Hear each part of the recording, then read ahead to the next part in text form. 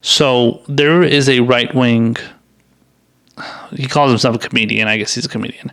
He's basically like a right-wing provocateur. He's like another version of like Ben Shapiro, as far as like somebody that just makes asinine right-wing arguments and just says a bunch of stupid shit and pretty much gets tons of attention for it.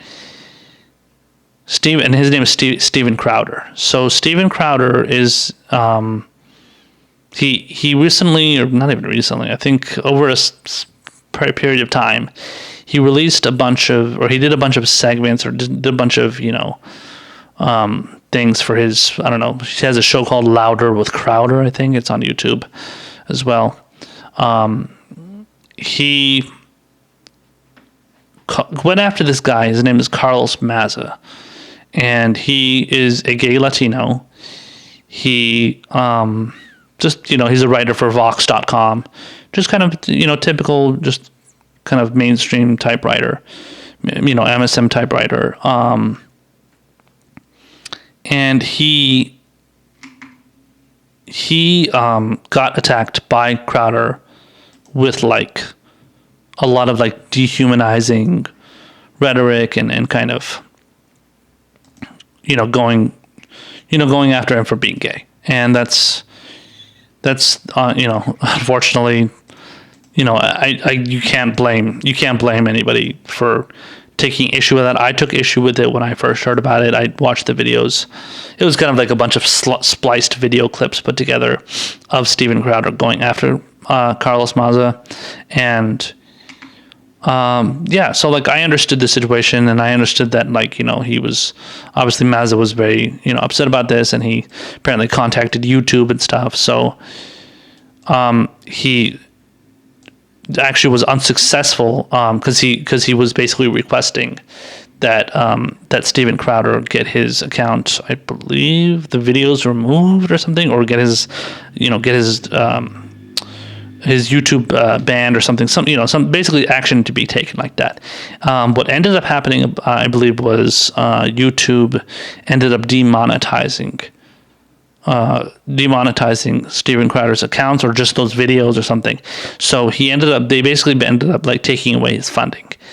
And, I at the time I felt that was a proper, I think to some extent I believe that is the proper, a proper kind of punishment to some degree, considering the fact that Steven Crowder is very, very famous, well, at least among right-wingers at least, and very well known. I mean, the fact that he can't get funding through YouTube, he can easily just go to like Patreon or something, or any kind of, any other kind of, crowdsourcing crowdsource funding, website, whatever, and, get it through there. Now, apparently there are like, websites like, Patreon and stuff like that are, and, obviously I use Patreon. There are websites like that are actually getting rid of right-wingers who raise money for their shows. I believe it happened to Dave Rubin, who's, got his show, The Rubin Report, and he's a right-winger too, and he's funded by the Koch brothers and stuff. So, but yeah, I mean, that is an option you could do if you're not able to get funding through YouTube anymore. So you would think Crowder would do that. But, again, I think that's a little bit of a harsh penalty to lob against him. But at the same time, it seems like he did. I haven't read the terms of service for YouTube, but it seems like he did violate the terms of service for YouTube. And, if he ends up getting demonetized, then he gets demonetized. It would be different if he got kicked completely off of YouTube. That's a totally different situation. And, that I think that goes over the line, because, then it just goes down that rabbit hole of just getting rid of more and more accounts. Now that's where we get to this point. So now we're down the rabbit hole. Now we've opened up Pandora's box. So there's an article from the LA Times. It's titled "YouTube's Purge of White Supremacist Videos Also Hits Anti-Racism Channels." So let me just read through this article real quick here. It says, YouTube's campaign against hateful and racist videos is claiming some unintended victims. Researchers and advocates working to expose racist hate mongers. A video published by the Southern Poverty Law Center was among those taken down after the company announced plans Wednesday to remove some videos and channels that advocate white supremacy. The civil rights advocacy group received an email notification early Thursday that a video of journalist Max Blumenthal interviewing prominent British Holocaust denier David Irving was removed from the SPLC's YouTube channel. Quote, "We know that this might be disappointing, but it's important to us that YouTube is a safe place for all. If content breaks our rules, we remove it," they said in an email. YouTube. It says a video channel tied to Cal State San Bernardino Center for the Study of Hate and Extremism also disappeared from YouTube. The center's director, Brian Levin, said, YouTube declined to confirm whether the dozen or more academic videos were removed as part of the recent crackdown, but after the Los Angeles Times inquired, it said Thursday that it had reinstated the channel. YouTube's moves to start banning content promoting bigotry were positive and well-intended, but the execution has been botched, Levin said. Artificial intelligence has not been honed to the level where it can distinguish between content that is promoting the most obvious bigotry and that which is reporting and analyzing it, he said. That organizations working to raise awareness of hate speech may have been casualties of an effort to reduce the spread of hate speech was not surprising to Heidi Beerich, director of the SPLC's intelligence project. That kind of ironic collateral damage has often resulted from tech companies' efforts to police their platforms with software that relies on keywords and other ambiguous signals, backed up by human moderators. Another anti-racist group, One People's Project, had an informational video removed from its YouTube page after Wednesday's policy change, according to a report by the Daily Beast. A high school teacher and a South African blogger were among others affected while attempting to counter white supremacy. Quote, it indicates that they have not refined well enough the difference between someone who is exploring issues of racism and of hatred and someone who's promoting it, Beerich said. Other large internet platforms have fallen prey to the same types of errors. Trying to curb anti-gay posts, Facebook accidentally censored posts by LGBT users who use terms such as queer. Last year, some LGBTQ creators on YouTube raised concerns about their content being hidden, restricted to adult users, or demonetized by the company, The Verge reported. Jessica Gonzalez, vice president of strategy at the media advocacy organization Free Press, said it's important for tech companies to rely on human moderators as opposed to algorithms to train staff in cultural competency and to ensure their appeal processes are limited. Processes are simple, transparent, and rapid. Gonzalez's organization helped develop a set of suggested content moderation policies. She said the suggested policies were informed by the experiences of people whose posts have been taken down on Twitter and Facebook for calling out racism. Quote, a policy that attempts to ban hateful content is only as effective as the mechanisms implemented to enforce such rules, Color of Change President Rashad Robinson said in a statement, if executed poorly, this policy could contribute to even more harm for black communities and other communities targeted by white supremacist ideologies, end quote. In the SPLC video, Blumenthal was exploring how people could believe the Holocaust was a hoax and how that belief contributes to anti-Semitism, Beard said. Quote, YouTube saw someone speaking of Holocaust denial and assumed it was promotion, but it was the opposite. It was exposure and condemnation of Holocaust denial thinking. YouTube said it posts clear policies on what content is acceptable and removes videos violating those policies. But with the massive volume of videos on the website, sometimes the company makes the wrong call. When it's brought to our attention that a video has been removed mistakenly, we act quickly to reinstate it, YouTube said in a statement. We also offer uploaders the ability to appeal removals, and we will review the content. Beerich said the SPLC's channel also hosts videos training law enforcement on how to identify lone wolf, domestic terrorists, or Aryan prison gangs, or what to do if a hate group comes to town. Hopefully they don't get caught up in this purge, but you could see how they might if you have a ham-handed process, she said. Peerage said the SPLC plans to appeal the video's removal. So that is terrible news. As somebody that is a YouTube creator, a content creator, obviously I'm broadcasting on Facebook, I am broadcasting on Periscope.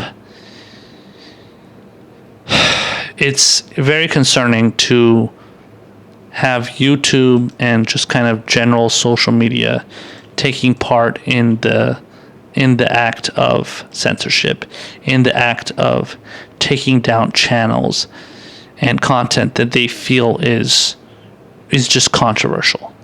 So again, there was a video from the SPLC, the Southern Poverty Law Center, where they were talking to somebody who was saying that they believe the Holocaust is a hoax.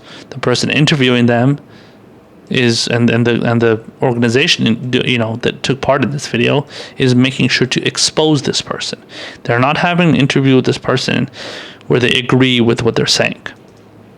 That is not the goal, and that was not the goal, and that honestly wouldn't be the goal of anybody. I would never do that. No decent thinking person would go out there and try to put out a video encouraging people to deny the Holocaust. That's just absurd. So the fact that YouTube fell for that, hook, line, and sinker, just so easily fell for that, is just amazing. And it's this misinterpretation, and they mentioned in the article obviously about how allowing like algorithms and kind of automated decision making to take part in these kind of things it's not good. And granted, they do have situations where like a human being is handling the situation regarding like the removal of a video or the removal of an account or something. But at the same time, not everybody is always going to have the best judgment, let alone Silicon Valley, tech companies and stuff that are, involved. Honestly, they're not going to be the most objective people out there. And honestly, you never know who's going to be running in these, running these companies, let alone the workers that run for that company. So the people that they hired that make these decisions, let alone, whether they are people that, can have the right judgment. You can't assume that they're going to have the correct judgment. And it sucks that they have to kind of like, they have to rely on that. And again, as somebody that is a content creator myself, I have to worry now about having my videos removed. So if I say something that, is discussing the Holocaust or is discussing, kind of talking about some sort of conspiratorial story, and whether it's the JFK assassination or it's the Martin Luther King assassination, which also has a lot of conspiracies revolving around that. So there's a lot of conspiracies involving all kinds of situations. How about 9/11, right? 9/11 conspiracies. There's a lot of 9/11 conspiracy videos on YouTube. Are they going to remove those too? I don't think they should. But what I'm saying is, are they going to remove those as well? Because they push certain conspiracies that they push conspiracies that certain people may not agree with. Are they going to remove videos that that say the gas attack, multiple gas attacks that have happened in Syria are not actual gas attacks? Are not actual attacks taken out by the Syrian government and Bashar al-Assad, and are actually being done by jihadists that are in Syria? That's something that people consider a conspiracy as well. How about the fact that we never had, there was never weapons of mass destruction found in Iraq? Some people consider that a conspiracy, right? A lot of the people that are in favor of the Iraq War, that's a conspiracy. We found weapons of mass destruction. They always existed. Saddam Hussein always had weapons of mass destruction. Saddam Hussein was working with, Al Qaeda and Osama bin Laden to attack America. There's all kinds of fucking bullshit come out there that people say and they have video footage of. And, so are we going to get rid of all that stuff? You know, it's like you can't do that. You have to let as much information out there as possible. Unless there are videos being posted where there's death threats going on, death threats being lobbed at somebody, where somebody's saying something that, you know, is some sort of, inciting some sort of violence or something, then that's understandable. Get rid of those videos. You don't want to have those videos out there because that's going to do it. Because what that person's going to say, oh yeah, go kill so and so. It's going to might rile up some people to go and want to kill that person. You know, so that's terrible. I mean, even the most vague situations, when somebody puts out some sort of threat, even if they're not doing it at a specific person, any kind of person that talks about wanting to do that kind of stuff, killing somebody and stuff, yeah, that's not allowed, and it shouldn't be allowed. So I'm glad they at least have that rule. But when it comes to showing videos of white supremacists and neo-Nazis and Nazis, Hitler and stuff, which I'm going to be getting into in a second, you know, that stuff should be allowed. So here's another article. This one is from The Guardian. It says YouTube blocks history teachers uploading archive videos of Hitler. Teachers trying to educate about fascism hit by service's new policy on hate speech. It says YouTube has blocked some British history teachers from its service for uploading archived material related to Adolf Hitler, saying they are breaching new guidelines banning the promotion of hate speech. The video sharing website announced on Wednesday that it would remove material glorifying the Nazis from its platform in an attempt to stop people from being radicalized. In the process, however, it also deleted videos uploaded to help educate future generations about the risks of fascism. Scott Alsop, who owns the long-running Mr. Alsop History revision website and teaches an international school in Romania, had his channel featuring hundreds of historical clips on topics ranging from the Norman conquest to the Cold War deleted for breaching the rules that ban hate speech. Quote, "It's absolutely vital that YouTube work to undo the damage caused by their indiscriminate implementation as soon as possible," said Alsop. Access to important material is being denied wholesome, as many other channels are left branded as promoting hate when they do nothing of the sort. While previous generations of history students relied on teachers playing old documentaries recorded on VHS tapes on a classroom television, they now use YouTube to show raw footage of the Nazis and famous speeches by Hitler. The Google-owned service sent an automated email to Alsop saying his Clips channel had been removed for uploading, quote, content that promotes hatred or violence against members of a protected group. Much of it consisted of clips from old BBC documentaries, which are no longer easily available, in addition to cinefilm of Hitler's speech the night he was appointed chancellor and a short compilation of Joseph Goebbels talking about propaganda. Richard Jones Nerzik, another British teacher affected by the crackdown, suggested YouTube's policy did not take into account the extent to which the history syllabus focused on the Second World War. Modern world study and Hitler in particular have dominated the history curriculum in the UK over the last 25 years, he said, explaining that he had been censured for uploading clips to his channel from old documentaries about the rise of Nazism. Some of his clips now carry warnings that users may find the material offensive, while others have been removed completely. He said he was appealing against YouTube's deletion of archived Nazi footage taken from mainstream media outlets, arguing that this was in itself a form of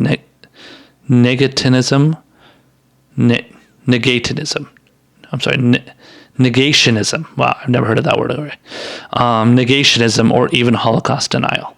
Alsop has had his account reinstated on Thursday after an appeal, but said he had been contacted by many other history teachers whose accounts have also been affected by the ban on hate speech. Users who do not swiftly appeal against YouTube's decisions could find their material removed for good.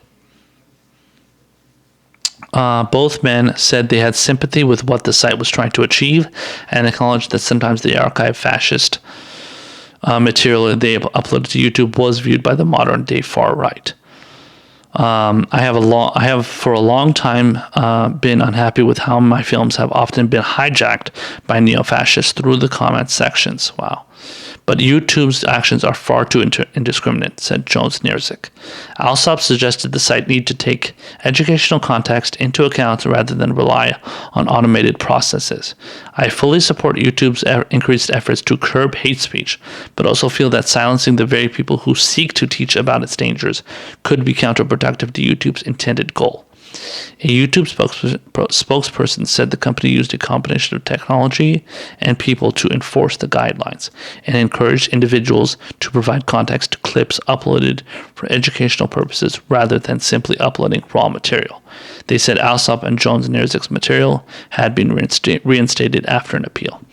So this is a situation relating to the fact that people should be allowed to post footage on YouTube that is educational and that is helping people understand, the general kind of landscape of American, not just American, but American history, world history, all kinds of stuff. It's teaching people about Nazis, teaching people about Hitler, all that stuff. I learned about all these things when I was in high school too. So should that stuff be banned now too? Because if you teach to somebody in a high school, then somebody's going to go become a neo-Nazi. So, using that logic, then you got to get rid of everybody. You got to get rid of every possibility for anybody to learn anything about Nazis and Hitler and all that stuff, because you got to be afraid of that person or those people being influenced. So, using that kind of mentality is just, you're just assuming that people are stupid and people are gullible, and they are, but at the same time, you have to, in a free society, in a democracy, in a republic that we live in, we have to consider the fact that people are going to make the right decisions and they're going to be educated and they're not going to be idiots. And when it comes to falling for, the propaganda that they're going to see from Hitler and stuff, if they don't get it from YouTube, they're going to get it from somewhere else. And majority of the stuff that's posted on YouTube when it comes to neo-Nazi, Hitler, white supremacist type stuff is not stuff that promotes those things. It's stuff that shows it to people, that is educating them. Just like I said earlier before I read this article, I was talking about how, there's stuff about 9/11, there's stuff about JFK, there's stuff about MLK. So people that, so if somebody watches a video about MLK getting killed by James Earl Ray, does that mean that they support James Earl Ray did or supposedly did? Because a lot of people say he didn't do it. But do they support the death of MLK? Does somebody that watches a video about Lee Harvey Oswald killing JFK, do they want JFK to get killed? Somebody that watches a video about 9/11, the collapse of the 9/11 buildings, the World Trade Centers on 9/11, does that mean they support, and want the buildings to collapse? No, that's not how it works. It's not. That's just a straw man. That's not based on any kind of actual factual evidence. That's just a straw man. So people that believe that are just, you're just pretty much making things up. You're either lying on purpose or you're just misguided. So let's hope people don't believe that, because that's just ridiculous.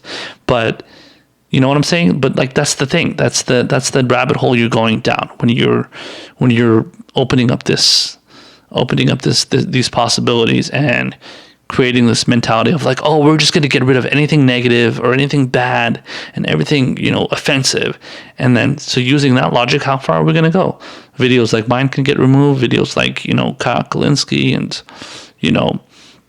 Humanist Report and TYT and Tim Black, Jimmy Dore. Jimmy Dore has been called out by fucking in CNN articles about being, conspiratorial too. Nico House too. He's been called out for Nico House got called out in a I think it was a HuffPost article. I think because he's a progressive host. He got called out in a HuffPost article about how he's believes in something. I forgot what issue it was. He believes in some conspiracy, and he's a Tulsi Gabbard supporter. So. Somebody, so basically trying to put it out there look who's supporting Tulsi Gabbard, crazy people that believe in things that other people don't agree with. So what? So you want to get rid of Nico House now because he believes in something that you don't agree with? I mean, listen, that's it. This shit just gets worse and worse. The more you go into it, the more you're going to be censoring people, and the more less information we're going to have out there, and just more censorship and less free speech. Again, if you want to get rid of the accounts, or you want to get rid of people on social media that are being threatening and, lobbing death threats and trying to start violence and all that shit, I get that. Get rid of those people. I'm not doing that. People I know are not doing that. They're not pushing for that kind of stuff. We need to stay out there so that we can inform, progressives and the misinformed idiots out there that need to get information, hopefully, if they're listening to us. But either way, you can't be censoring these people, right wing, left wing. We need to have as much information out there as possible, because that creates more debate and it creates more discussion.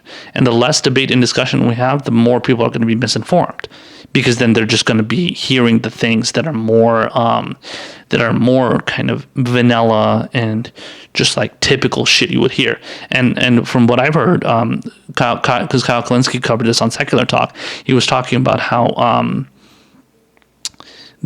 so his videos were being redirected to like CNN videos, MSNBC videos, other mainstream media outlets, essentially.